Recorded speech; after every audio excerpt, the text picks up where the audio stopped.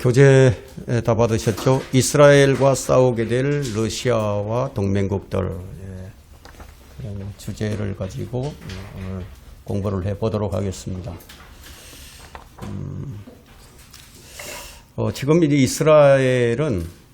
이스라엘은 온 사방에서 불이 타고 있습니다. 그 예멘이 이제 친이란의 이제 이 반군들이 이제 텔아비브의 벤구리온 공항에다 타격을 한 지가 꽤 됐죠. 타격한 지 한 5일 만에 이스라엘은 이제 보복 공습을 이제 단행을 했습니다. 동시에 이제 이스라엘의 남부와 또 유대 광야에 이제 원인을 알 수 없는 이제 산불이 이제 발생을 했어요. 그래서 수천 명이 대피하는 그런 일들이 이제 벌어졌습니다. 그것을 보고 있는 유대인들은 무엇을 느끼고 있을까요? 지금 이스라엘은 전쟁과 불과 또 이 자연의 불이 동시에 이제 발발하고 있습니다. 전쟁의 불과 자연의 불. 그렇다면 이 모든 것이 우연일까요? 그들이 지금 이런 사건들이 성경에 예언된 사건임을 그들이 알고 있을까요? 에스겔 37장을 보게 되면 이스라엘이라는 이 민족이 2000년간 나라 없이 방황을 하다가 다시 회복될 것이라는 예언이 기록되어 있습니다. 그 예언대로 1948년 이스라엘이 회복이 시작이 되었죠. 하지만 이 회복된 이스라엘이 평화로만 유지되지 않을 것이라는 예언이 이어지고 있습니다. 자, 우리는 지난 몇 주간 이스라엘의 과거와 또 현재와 미래 그리고 잃어버린 10지파에 대해서 이제 공부를 했습니다. 이제 우리가 이제 살펴볼 땅은 지금까지 역사에서 가장 피비린내가 나는 아주 작은 땅이에요. 궁극적으로는 이 땅은 미래에 일어날 세계의 세 차례 이제 세계 대전에서 2억 명이 넘는 사람들이 죽는 장소가 될 것입니다. 이런 정보는 이 지구상에서 오직 한 권의 책, 이 성경책에만 기록이 되어 있습니다. 자, 성경은 인간들과 또 나라들과 연관된 모든 문제에 대해서 모두 부정적이지만은 않습니다. 어떤 지점까지는 부정적이고요. 또 그 지점은 시간 속에서 어떤 한 지점을 이제 가리키는데 바로 그 지점이 이 성경의 저자께서 자신이 나타나리라고 약속하신 그 장소, 그 올리브산에 나타나실 때가 그 한 지점이 될 것입니다. 우리가 이것을 어떻게 아는가? 성경에 미리 기록해 두셨기 때문에 우리가 아는 거예요. 자, 시편 2편이나 또 이사야 2장에는 하나님의 아들이 그 조그마한 땅, 예루살렘에서 모든 나라를 다스릴 것이며 그분의 통치와 더불어서 이 온 땅에 평화가 올 것이라고 기록을 하고 있습니다. 자, 이것은 미리 기록된 역사예요. 따라서 평화를 위한 유엔이나 어떤 평화 요지군이나 또 이 평화의 행보나 평화의 입맞춤은 사실은 어리석은 이제 불장난에 이제 불과하다는 것을 알 수가 있죠. 예수 그리스도의 왕국이 이 땅에 임하기 전에는 어떤 평화도 없어요. 그 나라가 임하기 전에 죽음의 재 같은 땅인 이 팔레스타인 땅, 그 땅에 관하여 성경은 불과 화염이 끊이지 않을 것이다. 그렇게 말씀하고 있어요. 그래서 이스라엘 땅은 지금 불과 화염이 끊어지지 않아요. 이스라엘 주변 국가들로부터 지금 그 주변에 있는 여러 국가들이 있죠. 그 국가들로 인하여 몸살을 앓고 있죠. 이 세상은 지금 성경대로 되어가고 있습니다. 요엘서 2장 3절을 보시면 거기 교재에 기록이 되어 있죠. 요엘서 2장 3절에 불이 그들 앞에서 삼키며 그들 뒤에서는 화염이 불타는도다. 그 땅은 그들 앞에서는 에덴의 동산 같으나 그들 뒤에는 황량한 광야 같으니 정녕 그 어떤 것도 그들을 피하지 못하리라. 어떤 것도 피하지 못한다. 이 예언대로 지금 그 땅은 불과 화염이 멈추지 않고 있습니다. 지금 마지막 때의 징조 중 하나는 이스라엘이 다시 세워질 것인데, 그런데 그곳에서 불과 전쟁 그리고 주변 민족의 대적이 끊임없이 일어날 것이라고 성경에 기록하고 있습니다.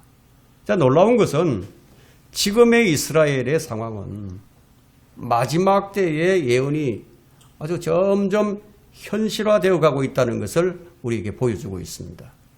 자, 이런 상황을 우리는 아주 쉽게 목격할 수 있는 그런 시대에 살고 있죠. 지금 우리가 목격하고 있으니까.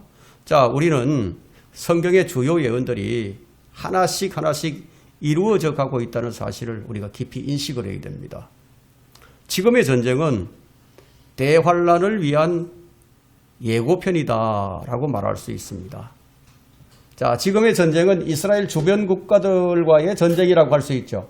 가자 지구의 하마스, 레바논의 헤즈볼라, 예멘, 시리아, 이라크, 이란 등등 이 중동 국가들은 이스라엘의 적대적 스탠스를 취하고 있어요. 요엘 2장 3절에서 예언하듯이 이스라엘은 불과 화염을 언급하며 마지막 때의 영적 전쟁에 대해서 분명히 언급하고 있습니다. 성경이 말하는 이 마지막 때 현상은 이스라엘이 다시 본토로 모이게 될 터인데, 그런데 그 모인 그곳에 불과 화염과 전쟁이 있다. 그리고 주변 민족이 끊임없이 대적할 것이다. 라고 성경에 이제 기록이 되어 있습니다. 그러나 그들뿐만 아니라 성경의 예언은요, 먼 북쪽에 있는 러시아와 그의 동맹국들의 침공을 예고하고 있습니다. 그러나 인간은 언제나 인간 중심, 자연 중심의 시각으로 세상을 성경을 해석하려고 하고 있죠. 그러나 성경은 단순한 자연재해도 하나님의 뜻과 무관하지 않음을 보여주고 있습니다. 그럼 러시아는 어떤 나라일까요? 러시아. 성경에서 곡과 마곡으로 불리는 나라예요. 러시아는 한 번도 이스라엘 편에 선 적이 없어요. 러시아는 이스라엘에 해악을 끼치는 나라로 성경에 기록이 되어 있습니다. 그럼 이스라엘이 언제 이스라엘을 침공할 것인가? 그때가 언제인가? 자, 이것은 이제 성경을 아는 우리 성도들에게는 초미의 관심사가 아닐 수가 없죠. 언제 침공할 것인가? 지금 러시아를 비롯한 그들의 이 동맹국들이 지금 이스라엘에 대해서 적대감을 품고서 계속 지금 도발을 일삼고 있죠. 아마 여러분들도 매우 궁금하실 거예요. 오늘 우리는 성경을 연구하는 학자들이 이 부분에 대해서 뭐라고 하는지, 그리고 성경이 러시아에 대해서 뭐라고 하는지 살펴보면서 앞으로 이스라엘을 둘러싼 주변국들과 또 러시아와 그들의 동맹국들이 언제 이스라엘을 공격할 것인가를 살펴보도록 하겠습니다. 지금 러시아와 그들의 동맹국들이 어떤 나라가 될 것인지 그 윤곽이 지금 드러나고 있어요. 트리키에, 여러분 트리키에도 그중 하나가 될 것으로 그 실체를 지금 드러내고 있죠. 이스라엘과 지금 단교를 했어요. 트리키에는. 하마스와 전쟁이 일어나자 이 트리키에는 이스라엘과 단교를 하고 지금 아주 적대감을 드러내고 있죠. 그럼 하나님께서 인간을 심판하시는 방법은 늘 세 가지로 나타나는 것을 우리가 구약 성경을 통해서 발견할 수가 있습니다. 그것은 뭐냐? 전쟁과 자연재해와 전염병이에요. 더구나 이제 성경은 인간의 역사와 이 자연, 영적 현실을 이제 하나의 맥락으로 연결 짓는 것을 볼 수가 있는데, 이 성경은요, 영적 세계와 이제 물질 세계, 인간의 선택과 하나님의 주권이 얽혀 있다는 것을 분명하게 보여주고 있습니다. 이는 곧 자연과 인간, 민족의 역사가 하나님의 섭리 안에 연결되어 있다는 증거가 될 수 있는 겁니다. 이처럼 하나님은 언제나 이스라엘의 역사 가운데서 자연과 전쟁 그리고 인간의 이 마음을 함께 사용해 오셨어요. 또한 하나님께서는 전쟁의 승패나 기근과 풍년조차도 그분의 뜻 안에서 이루어 가십니다. 따라서 지금 일어나고 있는 이스라엘의 전쟁과 화염은 영적 전쟁의 한 장면이라고 볼 수 있는 거예요. 우리는 이러한 현상을 좀 우연이 아니라 하나님의 다루심으로 봐야 합니다. 이제 피터르 그만의 죽음의 재 같은 땅이라는 그 저서에서 이스라엘은 어마어마한 고초를 겪어야만 회복될 것이라고 기록하고 있습니다. 물론 성경을 인용해서 그렇게 기록을 했죠. 그 고통은 말로 표현할 길이 없어서 주님께서 이렇게 표현하셨어요. 마태복음 24장 21절에서 한번 보실까요? 마태복음 24장 21절.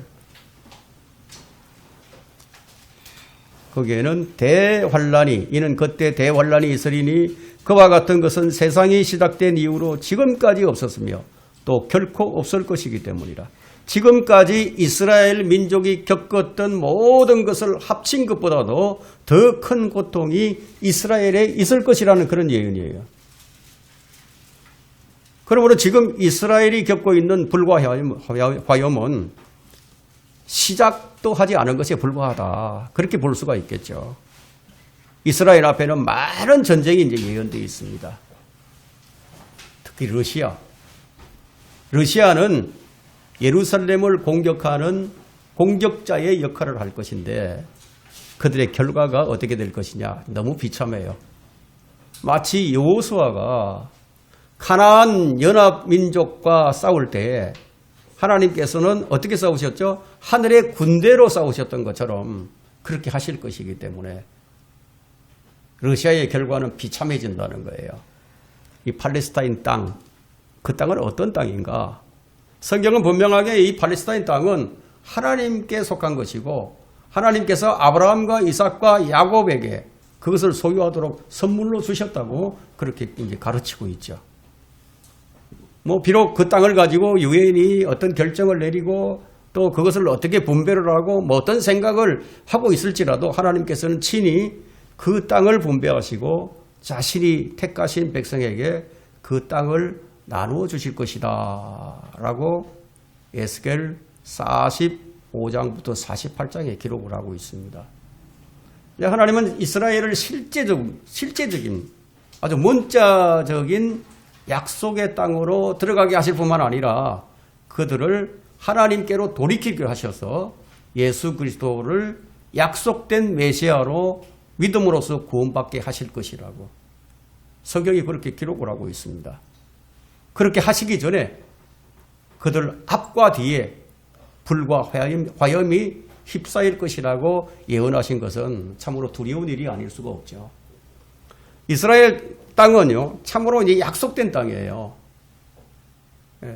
하나님께서 약속하시고 하나님께서 그 땅을 내 것이라고 말씀하셨기 때문인지 모르지만 늘 이방 국가들의 탐욕의 대상이 되어 왔습니다. 그 조그만 땅이.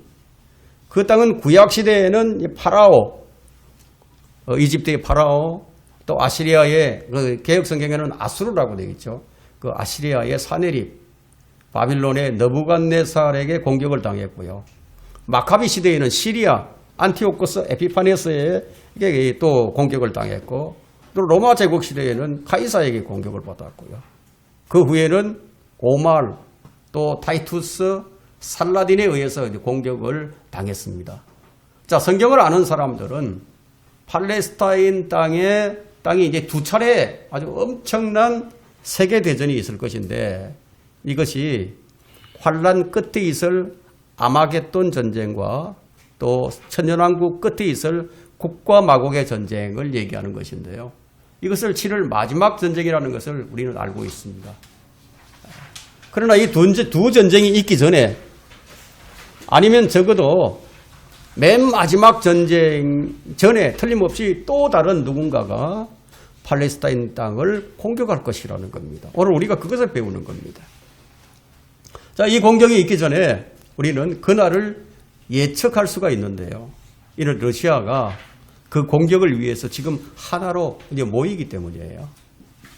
러시아가 팔레스타인을 공격한다는 것은 성경을 문자적으로 해석하는 최고의 학자들의 말에 따른 것인데요. 물론 이제 성경을 문자적으로 믿지 않는 학자들은 올바른 예언을 미래에 적용할 능력이 없는 거죠. 1890년대와 1900년대의 전천년주의의 이 설교자들은 에스겔 38장에 나오고 있는 메섹과 투발을 모스크바와 또 토볼스크로 그렇게 이해를 했었고요. 또 고개 땅을 러시아로 이제 확인을 했었는데 어떻게 그들이 고개 땅을 러시아라고 발견할 수 있었는가? 성경을 문자적으로 믿는 사람들은 미래에 대한 통찰력을 갖게 된다는 사실을 우리가 기억한다면 그것은 그리 놀라울 일이 되지 못합니다. 지금까지 살았던 가장 위대한 히브리어 학자 중 하나인 게세니우스는요. 에스겔 38장 2절의 영역을 어디로 보고 있느냐? 흑해와 볼가강 연안으로 보고 있고요. 그리고 새 표준성경 백과사전 325페이지에서는 그 거주민을 스키타이 산지인으로 밝히고 있어요. 이 게세니우스는 에스겔 38장에 나오는 이 거대한 북동부 동맹국들을 러시아 대신에 뭐라고 불렀냐면 로스라고 불렀어요. 로스. 또 기본스는 트리키에와 또 아르메니아를 토갈마로 지칭하는 것을 볼 수가 있습니다. 에스겔서에 이제 그 토갈마가 나오죠. 지금 이 트리키에는 지금 현재 어디에 속해 있느냐면 유럽연합이에요. 나토국에 이제 포함되어 있는 이 국가이지만 이제 얼마 전에 이스라엘과 단결을 했고요. 또 하마스와 레바논과 시리아를 지원하고 있죠. 이 트리키에가 지금 이 시리아 북부 쪽을 점령하고 있어요. 자, 이런 것으로 볼 때 에스겔의 예언이 서서히 지금 진행되고 있음을 이제 우리가 알 수가 있습니다. 자, 만약에 말이죠. 1910년 이전에 쓰인 이제 스코필드. 여러분 스코필드 성경 가지고 계신 분이 있으십니까? 스코필드 주석 성경에 에스겔 38장의 그 하단부에 보면요. 러시아를 공격자로 표시를 하고 있습니다. 이 증거들이 참 인상적인데요. 1900년에서 1914년경에 무천년주의와 후천년주의를 표방하는 무리들이 북이맨을 독일로 생각했던 점과 비교해 볼 때 특히 그러합니다. 만약 에스겔 38장에서 성령께서 염두에 두신 그 나라가 러시아인 것이 확실하다면 팔레스타인 땅을 회복한 이스라엘 사람들은 이 북쪽으로부터 거대한 러시아의 동맹국들의 공격을 받게 될 것이라는 점이에요. 성경을 연구해 보면요, 팔레스타인의 원한을 품고 있는 나라들이 한둘이 아님을 알 수 있습니다. 그럼 어떤 나라들이 대적을 할까요? 성경의 원한을 품고 있는 이 나라들이 지금은 어떤 스탠스를 취하고 있을까요? 그 첫째 이제 아라비아가 이스라엘을 대적할 것이다 얘기합니다. 여러분 아라비아가 어디입니까? 사우디아라비아라든가 뭐 이런 데겠죠, 그죠? 이 아라비아. 지금은 화평을 좀 유지하고 있지만 곧 대적하게 될 것이라는 거예요. 그 다음에 두 번째는 이스라엘의 오랜 원수인 이집트도 지금 평화를 유지하고 있어요. 그러나 이스라엘을 다시 대적할 것이다. 세 번째는 러시아예요. 네 번째는 페르시아와 에티오피아. 자, 페르시아는 이란이잖아요. 현재 이란인데 지금 이스라엘에 대한 적대감이 최대치로 올라가 있죠. 1932년에 러시아가 중동에서 전쟁을 할 경우에 러시아가 자신들의 땅을 사용해도 좋다고 러시아와 맺은 조약에 서명한 바가 있습니다. 그러니 러시아는 이란 땅을 마음대로 사용할 수 있는 거예요. 조약을 맺었기 때문에. 현재 지금 러시아, 중국, 북한, 이란 동맹국들이죠. 다섯 번째는 로마가 이제 공격할 것이다. 로마가. 로마 제국. 로마 제국은 이제 유럽 연합을 가리키는 거죠. 로마가 이스라엘을 공격할 것이라고 하는 것은 그다지 뭐 놀랄 일이 되지 못합니다. 로마는 바빌론과 이집트 다음으로 유대인들을 가장 혹독하게 박해를 해왔습니다. 그리스도께서는 로마 정부 하에서 범죄자처럼 취급당하며 죽었죠. 그죠? 로마 병사에 의해서 창에 찔렸어요. 자, 우리는 이 로마를 절대 과소평가해서는 안 됩니다. 지금은 이스라엘의 편을 들고 있지만 머지않아서 그들은 이스라엘을 다시 대적하게 될 것이다. 이것이 성경의 예언이에요. 자, 여섯 번째는 아시아가 이스라엘을 공격할 것이라는 거예요. 아마 이때는 아마 아마겟돈 전쟁이 될 것이다. 우리가 이렇게 유추해 볼 수가 있습니다. 그야말로 이스라엘은 사면초가의 상황에 놓여 있죠. 미국은 아직 그들의 생각을 정확하게 밝히진 않았지만 곧 밝히게 될 것인데요. 불행히도 이제 미 하원 의원 대부분이 친카톨릭파들이에요. 그리고 반유대주의자들입니다.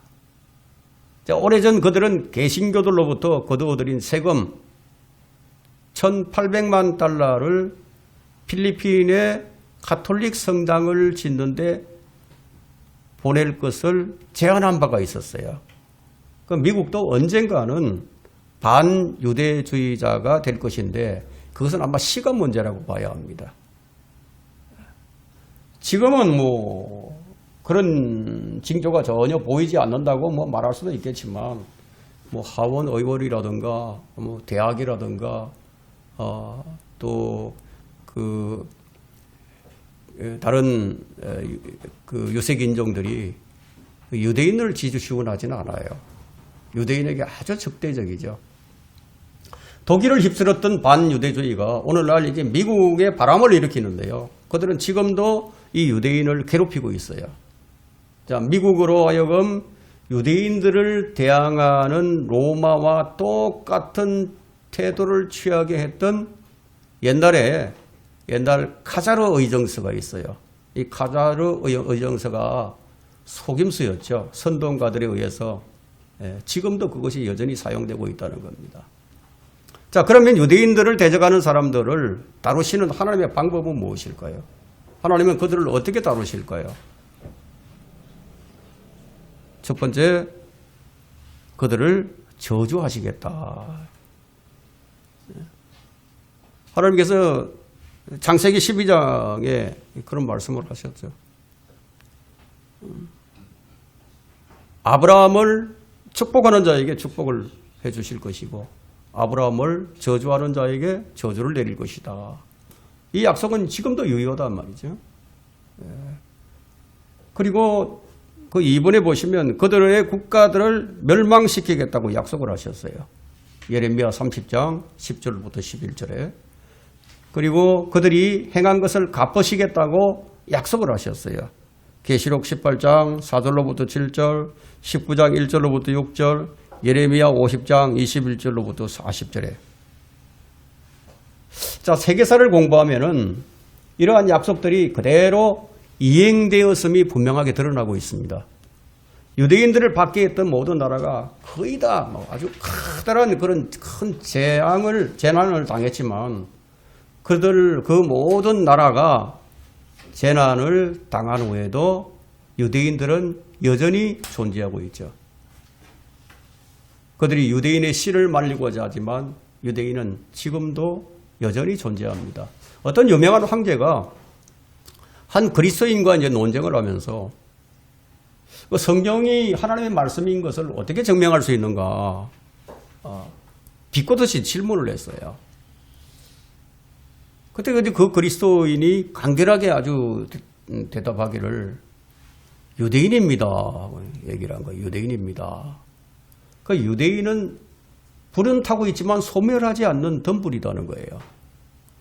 불탄다는 것은 박해를 당하지만 사라지지 않는다. 그 유대인을 보면 성경이 진짜라는 것을 알 수 있다는 얘기죠. 자, 이집트는 유대인들을 60만 명을 노예로 삼았죠. 그래서 출애굽을 하게 된 거죠. 그래서 하나님께서 파라오와 그의 군대들을 물속에 수장을 시켜버렸습니다. 그런 후에도 영국군이 이집트의 60만 명으로 물을 끌어올리기 위해서 철도를 만들기 위해서 이 나일강에 있던 영국 군대에 공급을 해주게 했습니다. 하나님께서 이렇게 갚으신 거죠. 사네립, 아시리아의 사네립 살만에셀은 유대의 유대인 10지파 북왕국 이스라엘을 사로잡아 갔죠. 그는 그걸 사로잡아 가지고 난 이후에 그날 밤 그는 자기 자식들에게 살해를 당해서 그의 생을 이제 마감하게 됩니다. 유대인들을 70년 동안 사로잡고 있던 느부갓네살의 이 바벨론 왕국, 그들은 사막의 들짐승에게나 어울리는 곳으로 전락하고 말았죠. 여러분 지금 이라크를 한번 보세요. 이라크에 그 바벨론의 영광이 있나요? 사막화되어 있죠. 로마는 성전을 불태우고 성문 밖에 있는 나무에다 500명의 유대인들을 못 박아 죽였죠. 그리고 예루살렘을 초토화시켰어요. 그러나 500년이 채 지나기 전에 그들은 고트족, 반달족, 훈족, 스코트족이 로마를 침략해서 결국 교황에게만 좋은 일을 시켜주었습니다. 로마 제국은 그렇게 해서 멸망을 한 거죠. 하드리아는 AD 135년에 로마에서 유대인 5만 8천 명을 죽였어요. 카누트는 1036년 영국에서 유대인들을 쫓아냈어요. 에드워드 1세는 모든 유대인의 재산을 몰수하고 그들 중 1만 6천 명을 추방을 시켰어요. 오스트리아와 트리키에는 유대인을 프라하와 콘스탄티노플에서 쫓아냈어요. 1560년에. 가톨릭 신도들은 유대인 수백 명을 고문하여 죽이고 1490년에 스페인에서 그들을 쫓아내버렸습니다. 독일은 여러분들 잘 아시죠? 독일은 히틀러가 집권할 당시에 5년 동안 유대인들을 가스실에서 죽이고 생매장을 하고 산채로 불태우고 피부를 벗겨내는 등 피비린내 나는 그런 박해를 가했습니다. 이 러시아는 그들에 비하면 좀 가장 뒤늦은 박해자였는데 이방 국가들의 유대인의 박해는 그럼 어디까지 이르느냐예요. 그것은 정복자 윌리엄의 침략과 카누트의 추방 명령에 뒤어서 영국에서 앵글족을 파멸시키기까지 이르고요.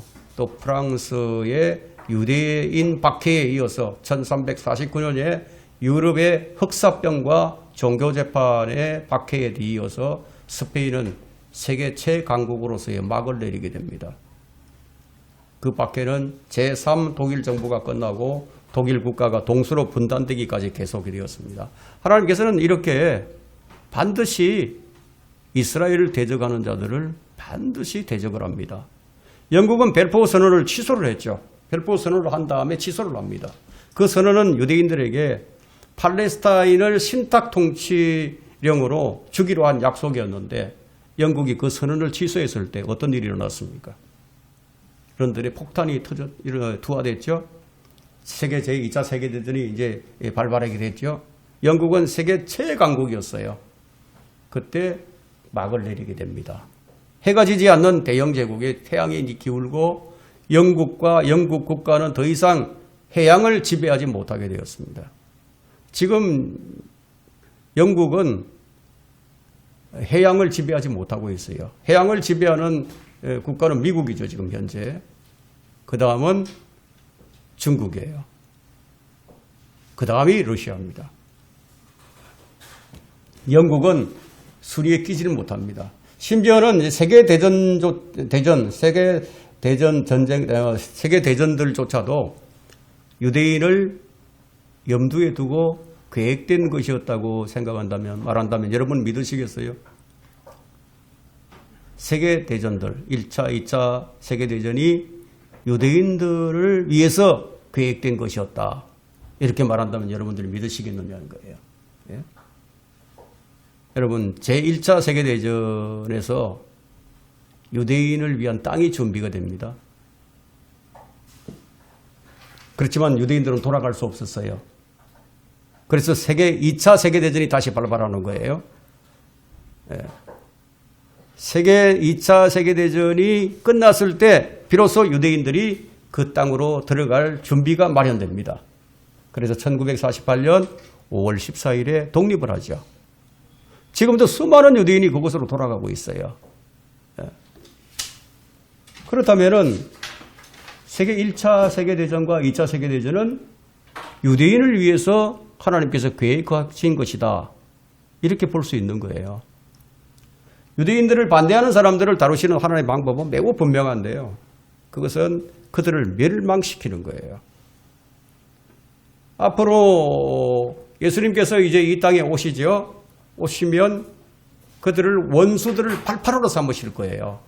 그래서 시리아로부터 시작을 해서 이집트를 거쳐서 또 왕의 대로를 거쳐서 요르단 모압 지역과 암몬 지역을 거쳐서 요단강 동편에서 서편으로 건너가서 에프라임을 거치고 유다 땅으로 들어가서 올리브산 위에 서시게 됩니다.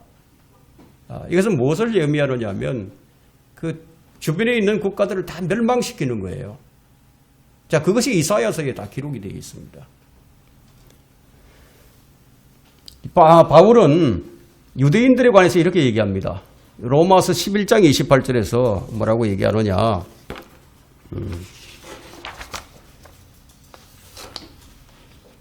로마서 11장 28절에 보시면 복음에 관하여는 그들이 원수가 되었으나 선택에 있어서는 그들의 조상으로 인하여 사랑을 받는 자들이라. 복음에 관하여 지금 그들이 복음을 대적하죠. 하나님의 은혜의 복음을 대적합니다. 그리고 복음에 대해서는 그들이 원수가 되어 있어요. 이스라엘이. 그렇지만 하나님께서 그 민족을 선택하셨죠. 그래서 그 조상들로 인해서 사랑을 받는 자들이라고 얘기를 합니다. 그래서 우리는 유대인들을 잘 대해줘야 합니다. 세계 각국이 로마 가톨릭에 기울어지기 시작하는 지금 여러분은 그들을 경계해야 한다는 거예요. 절대로 여러분들은 유대인들을 대적하는 위치에 서서는 안 됩니다. 세상이 그렇게 흘러가고 있다 하더라도 아브라함과 이삭과 야곱의 하나님, 이스라엘의 소망이신 분께서는 이교도들과 로마 가톨릭 교회를 위해서는 총체적인 파멸만을 예비해 두셨어요. 그들에게 어떤 복도 내리지 않으세요. 그들에게는 파멸이 준비되어 있다. 지금 우리가 일어나고 있는 이 이스라엘의 불과함을 우리가 바라보면서 자, 성경의 예언을 우리가 이렇게 공부해 봄으로써요. 그냥 지식을 얻는 것으로 그치는 것이 아니고요. 하나님의 시선으로 우리가 이 현상을 바라봐야 됩니다. 하나님께서 지금 어떻게 바라보고 계시는가. 그런 눈으로 우리가 좀 바라봐야 된다. 지금 이스라엘에서 일어나는 현상은요. 우리 눈에 보이는 현상이지만 그 배후에는 누가 있느냐 이거죠. 그 배후에는. 분명히 영적 전쟁이 작동하고 있다는 사실을 여러분들이 깨달아야 합니다. 이스라엘은 하나님의 선택된 민족이에요. 하나님께서 이스라엘에게 선하게 대하는 자들에게 복을 주시고 이스라엘을 괴롭히는 자들에게 저주를 내리신다. 이것은 약속이에요. 이스라엘의 화평은 언제 시작이 됩니까? 이스라엘의 화평은 예수 그리스도의 재림과 함께 시작이 됩니다. 그래서 우리가 이스라엘을 위해서 기도하는 것은 곧 무엇을 위해서 기도하는 것이냐? 예수 그리스도의 재림을 위해서 기도하는 것이 되는 거예요. 우리는 이스라엘의 화평을 위해서 기도해야 합니다. 앞으로 러시아와 그의 동맹국들이 이스라엘을 치게 될 터인데 우리는 유대인들을 위해서 기도해야 된다는 거예요. 이 기도는 우리 그리스도인들이 마땅히 기도해야 할 것입니다. 예, 오늘 강의는 여기까지 하도록 하겠습니다.